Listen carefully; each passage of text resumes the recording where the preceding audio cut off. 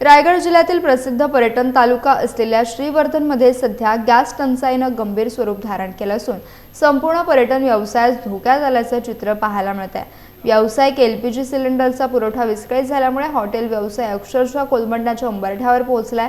दिवेआगार, श्रीवर्धन आणि हरिहरेश्वर सारख्या लोकप्रिय पर्यटन स्थळांमध्ये दरवर्षी मोठ्या प्रमाणात पर्यटकांची गर्दी असते, मात्र सध्या अनेक हॉटेल्सना गॅस सिलेंडर मिळत नसल्याने काही ठिकाणी शटर खाली ओढण्यात आले असून उर्वरित हॉटेल्स बंद ठेवण्याच्या मार्गावर आहेत। गंभीर बाब म्हणजे घरगुती गॅसचा पुरवठा सुरळीत असताना व्यावसायिक सिलेंडर मात्र 2 मार्चपासून उपलब्ध होत नसल्याचे सांगितले जाते। काही ठिकाणी वाढीव दराने सिलेंडर मिळत असल्याने छोट्या व्यावसायिकांचे कंबरडे मोडले। परिणामी अनेक हॉटेल धारकांना लाकूड आणि पारंपरिक चुलीचा पर्याय स्वीकारावा लागतोय, मात्र त्यामुळे खर्च वाढत असून सेवा देण्यात अडचणी येत आहेत।